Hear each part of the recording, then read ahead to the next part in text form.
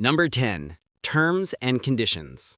You downloaded that new app today, eager to use it, and cheerfully clicked I agree without even glancing at the terms.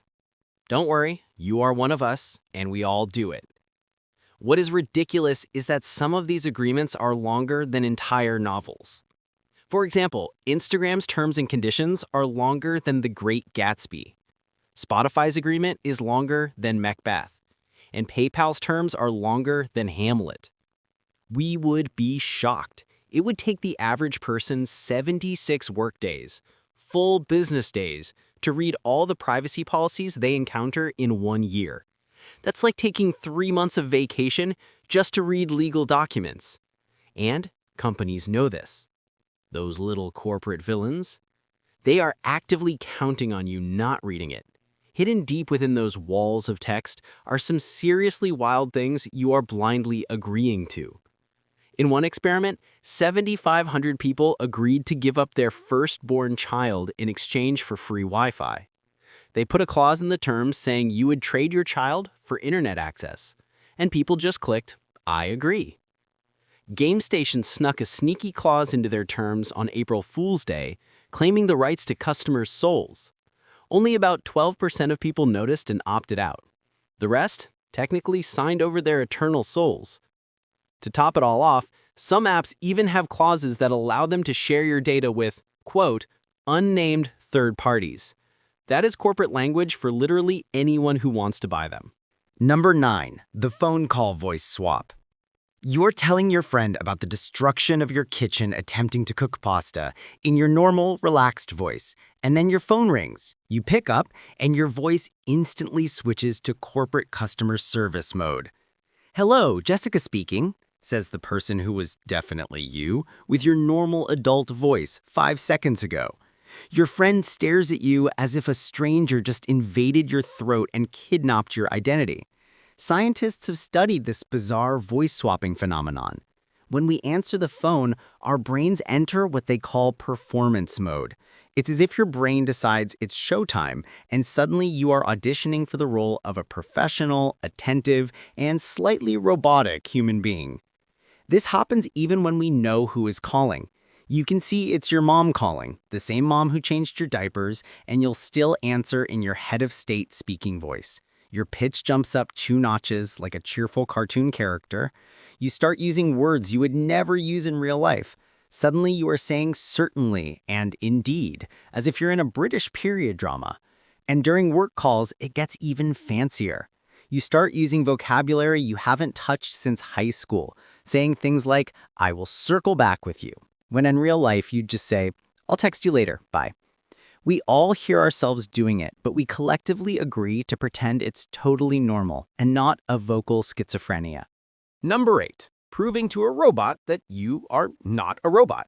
There you are trying to buy tickets for a concert online. You've waited months for this, your credit card is ready to deploy, and then the robotic villain asks you to prove you are not a robot. Those humiliating click on all the traffic lights tests are actually making AI smarter. Every time you click those damn squares, you are training artificial intelligence for free. You are basically working as an unpaid intern for our future robot overlords. The kicker? Sometimes the tests are so ridiculously difficult that actual humans fail them. We have created a system where robots are undeniably better at proving they are human than actual humans are. Modern CAPTCHA systems aren't even really looking at your answers. They are watching how you move your mouse. They are timing how long it takes you to click. They are judging your user vibe. Too smooth with your movements? Robot. Too precise with your clicks? Robot. Too fast with your answers? Robot.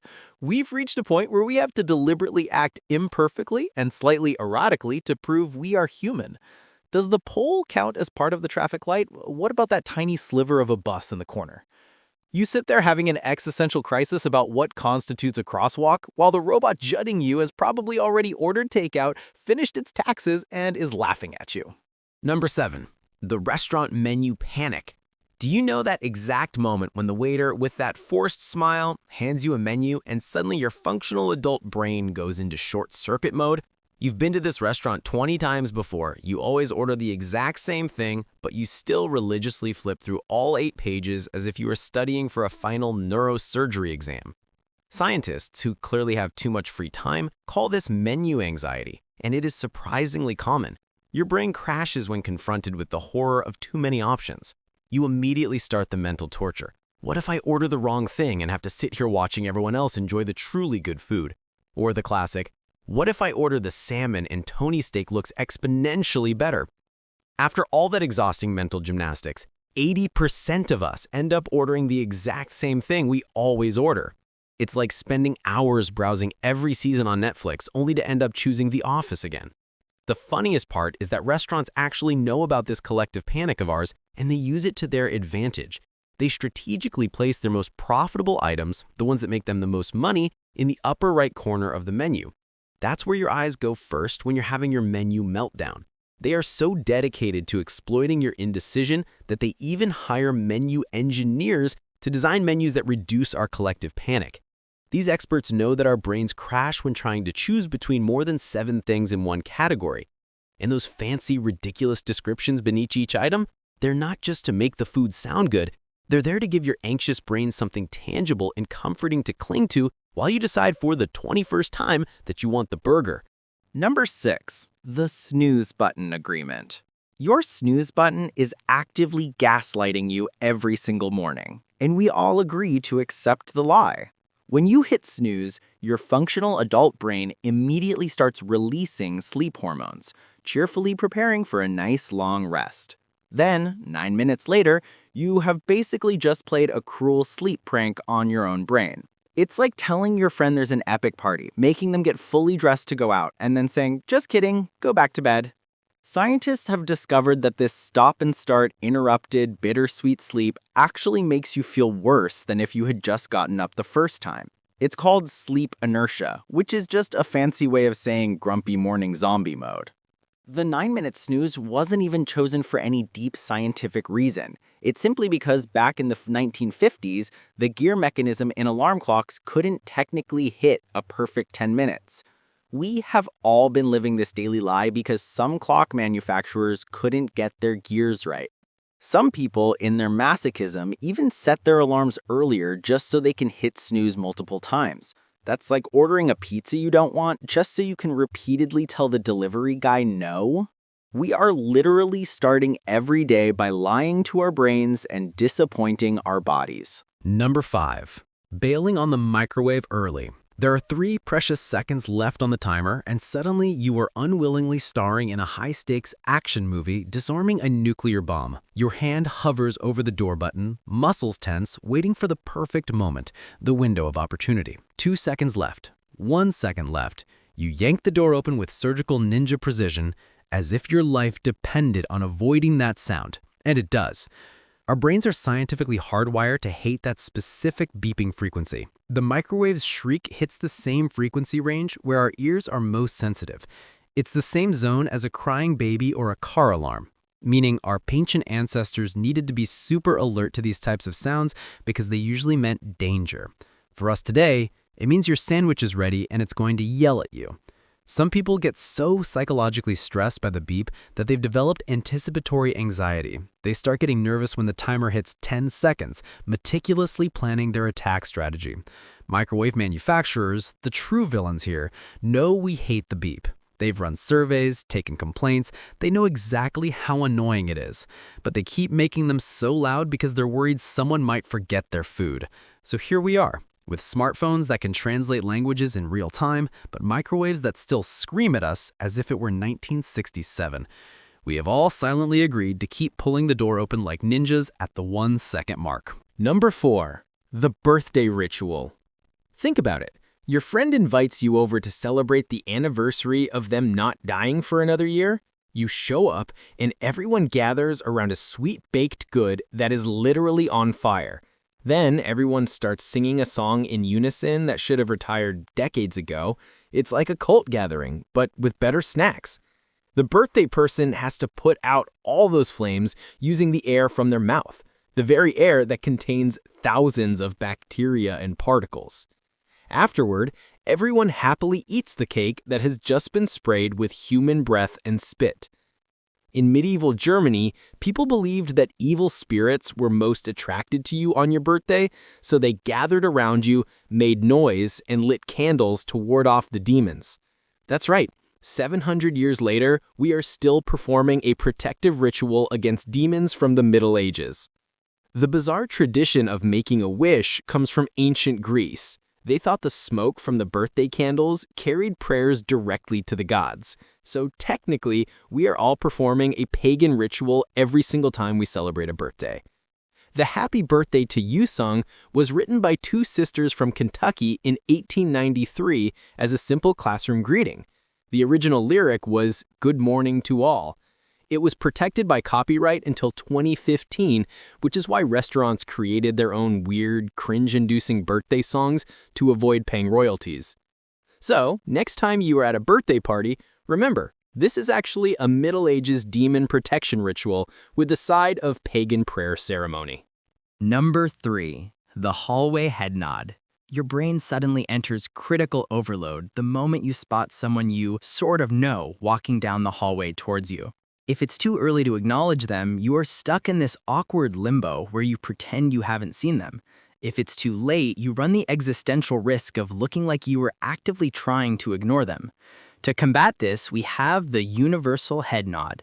There's the up nod for people you know well, wordlessly saying, "What's up?" And the down nod for acquaintances, silently saying, "I acknowledge your existence, but for God's sakes, let's not make this weird." Your brain in this crucial half-second calculates distance, walking speed, familiarity level, and social hierarchy. A miscalculation and you are trapped in a vortex of social embarrassment. Misjudge the distance with an early nod, and you are both stuck in this weird social contract. You can't look at each other again, but you can't completely look away either.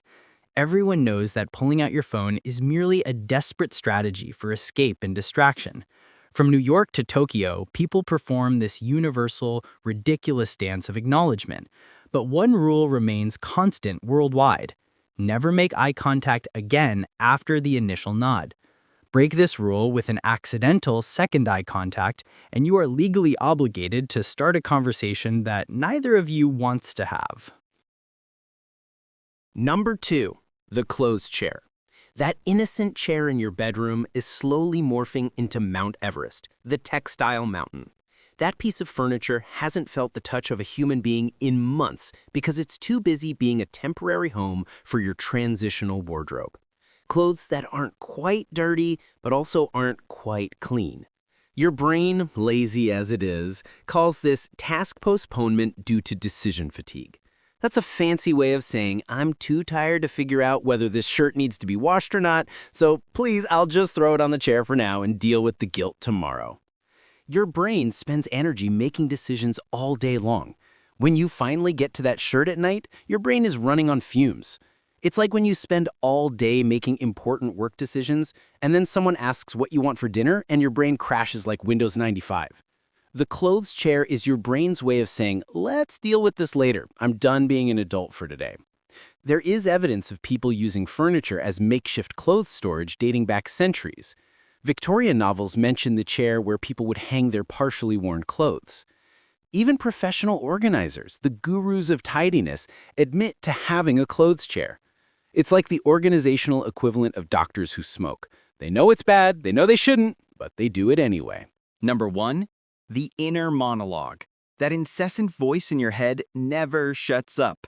The one that is narrating every single move you make. It's like having a permanent roommate who never pays rent and absolutely loves to point out all your flaws. When you trip on the street, your brain instantly thinks, "Nice move, genius. I'm sure nobody saw that except the rest of the planet." But here is the truly messed up part. Not everybody has this. Some people's brains work completely differently. They think in images, feelings, or abstract concepts. Scientists estimate that a significant portion of the population does not have an inner monologue. No constant commentary, no rehearsing conversations in the shower, no arguing with yourself about whether you should order that extra large pizza. Just silence. For those of us who do have this inner voice, We're in a work meeting and our brain starts singing Baby Shark for no logical reason. We're trying desperately to sleep and our brain repeats that embarrassing thing we said in 3rd grade. Or, during a perfectly normal conversation, the voice suggests, "What if you just screamed right now?"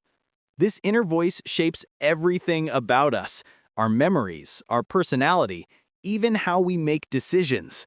It's like having a backseat driver in your brain, except this one knows all your darkest secrets and isn't afraid to use them against you. That's all for today, folks. I'll be making similar videos in the future. Subscribe to catch them, and maybe the voice in your head will finally quiet down.